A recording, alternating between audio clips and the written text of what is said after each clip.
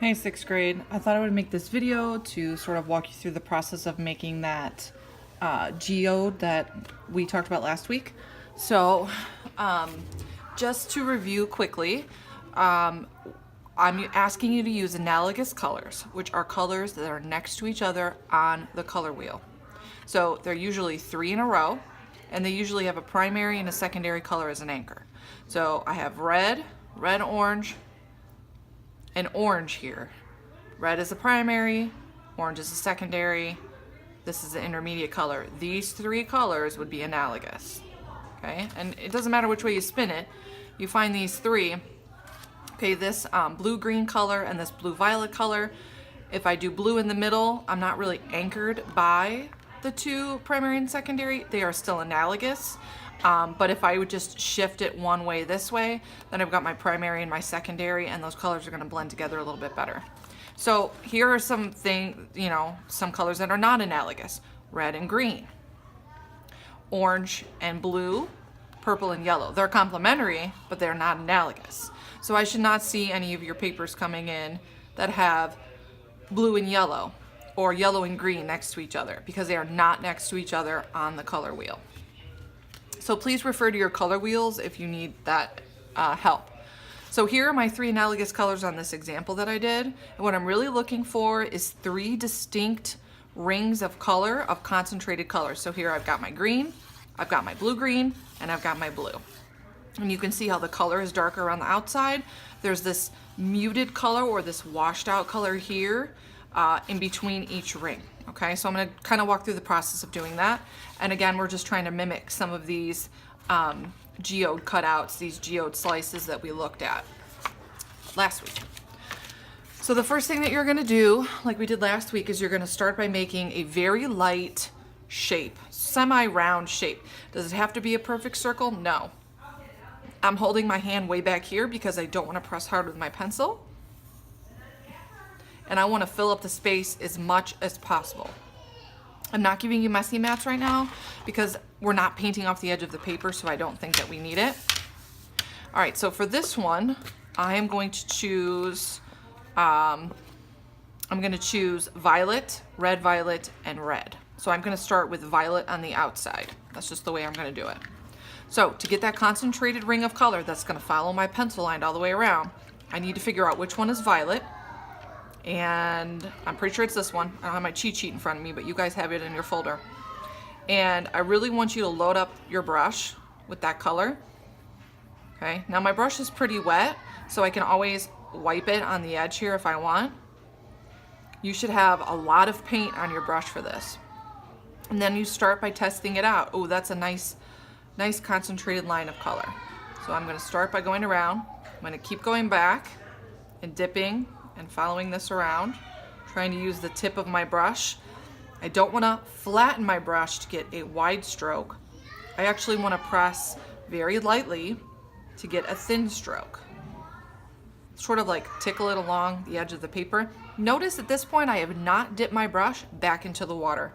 I am still able to keep this line flowing just by going into the color.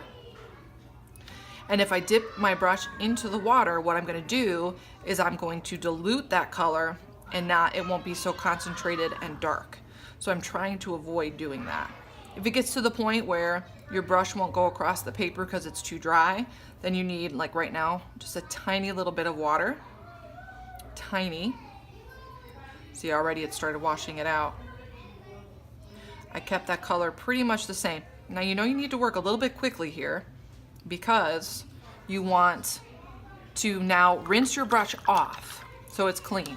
Okay, wipe it on the side. Oh, I can see the color coming off the side is clear, but now I want my brush dripping wet. You see how I don't know if you can see this in the video, it is dripping. Okay, now I'm going to take the side of my brush and I'm going to run it along the edge of that color, and it's going to bleed and pull that color in toward the middle. And I want this to be thick, because I'm making 3 rings, because I'm using 3 colors. And I'm going to work quickly, and I'm going to turn my paper as I go, but I really want to pull some of that violet color in really, really wet. Look at how many times I've dipped back into the cup now. Constantly. I really want this to be wet. It's okay for it to be wet, but I want my brush to be moving around a lot.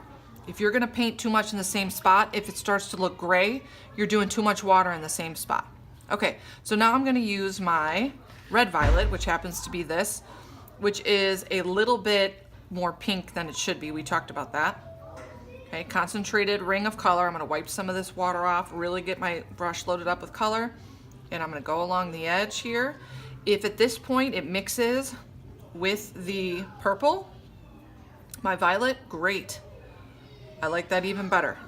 Nothing wrong with that. We want these colors to sort of mix. I want to work quickly though, because I want this salt to be able to soak into my color. So I need to work quickly.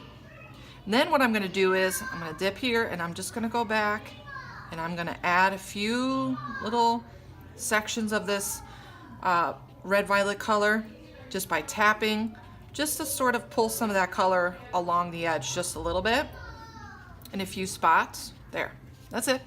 Remember, rinse it off, make sure it's dripping wet, then go back and start to use the side of your brush and pull that red violet color into the middle. This part is kind of sloppy. I'm controlled, but I want to move quickly. I want to keep my brush very wet. Look at that. That's beautiful. That bleed right there. Love it. Okay. I'm going to wrap this up. Then I'm going to go into my red. You do need a good amount of water to get the paint activated, but then at that point you might want to just wipe the side of your brush. Here comes my concentrated ring of color. So far I can see, I'm gonna follow the edge of how I left this. I like the bumpiness of it, because it does not need to be it actually doesn't look very realistic if it's a perfect oval. Okay, rinse my brush, make sure it's wet.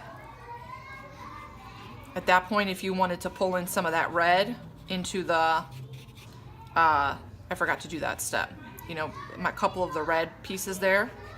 If you feel like your painting is still wet, you can kind of go back and do that in a couple spots. I lost my ring here, so I'm going to put it back a little bit. All right. Then I need to work quickly because I can tell my purple is dry. So then you'll just take a pinch of the salt, and you'll sprinkle it. Find the areas that are still wet. Like there was a really wet area. There's a wet area. I can see if some of it's already dried, then you're out of luck there. Okay, and then there you have it. Let it dry, and we'll wipe the salt off. We'll see what we got.